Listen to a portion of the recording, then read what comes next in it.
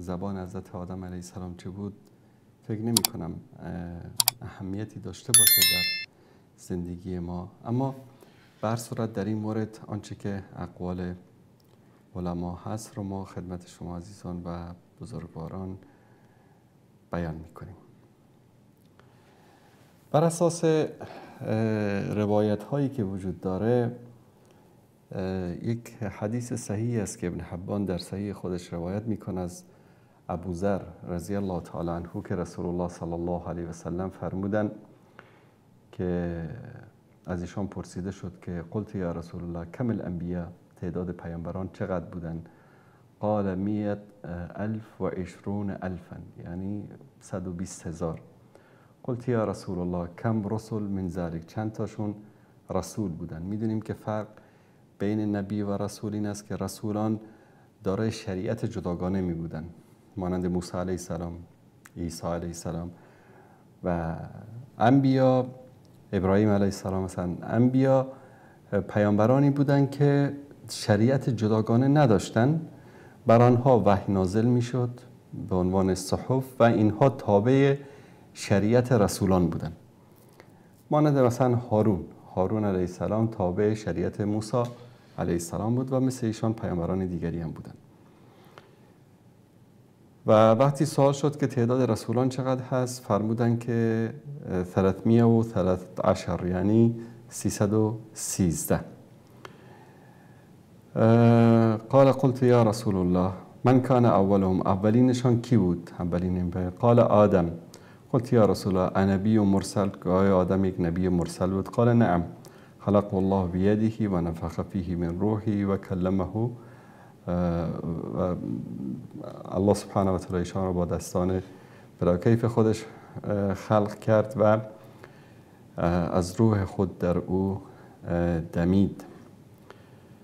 ثم قال یا ابوذر 4 سریانیون، 4 تاشون سریانی بودن. سریانی یک قومی هستن، اقوام گذشته‌ای که در منطقه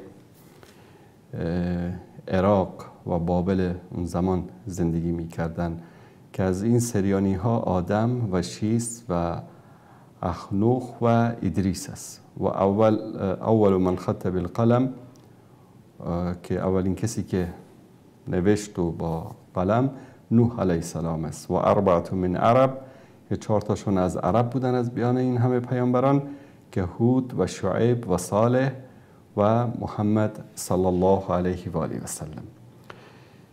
همچنین میگن که زبان ابراهیم علیه السلام زبان سریانی بوده، بنابر روایاتی که آمده. به هر صورت بعضی از پیامبران به زبان یونانی صحبت میکردن، به زبان عبری صحبت میکردن، به زبان عربی صحبت میکردن، و الله سبحانه و تعالی هر پیامبری رو که فرستاده، همونطور که در قرآن کریم ذکر میکنه، به زبان قومش فرستاده شده و اون پیامبر، چون که این از اراده الله سبحانه و تعالی است و حکمت های فراوانی در او نهفته است که پیامبران باید از جنس خود قومی بودن که بر آنها فرستاده میشدن، زبانش رو بفهمن. بعضیا میگن که خب مثلا چرا پیامبر صلی الله علیه و سلم به زبان عربی فرستاده شده؟ قرآن کریم و شریعت اسلام چرا به زبانهای دیگر فرستاده نشده؟ الان مثلا پیامبر در بین عرب نازل میشد، فرستاده میشد، بر او کتابی نازل میشد به زبان فارسی مثلا.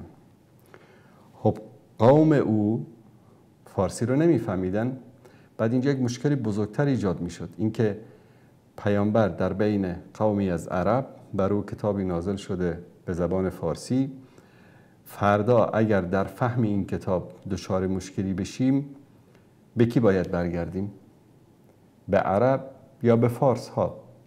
فارس ها میگن خب این پیامبر عرب بوده، در بین ما نازل نشده. عرب ها میگن که این پیامبر عرب بوده اما کتابی که بر او نازل شده به فارسی بوده. اینجا یک اشکال بزرگتر ایجاد میشه. همین دوستمان پرسیدن که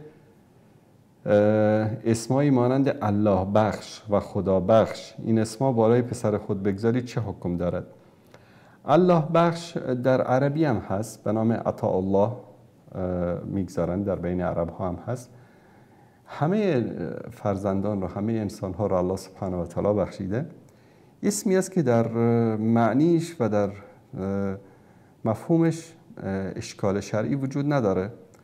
خدا بخش، بعضیا میگن که خب اطلاق کلمه خدا به جای الله درست است، اما به نظر من و خیلی دیگری از علما که میگن بهتر این است که در جایی که کلمه الله هست اما الله استفاده شود و ترجمه نشود.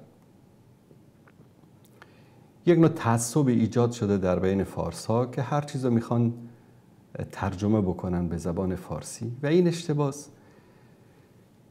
و یک مدتی مثلا یک گروهی جمع میشن، ما میخوایم که مثلا پارسی سخن بگوییم، میان کلمات رو عوض میکنن. مثلا ساندویچ رو میگذارن دراز لقمه، مثلا پیتزا رو گفتن که کش لقمه،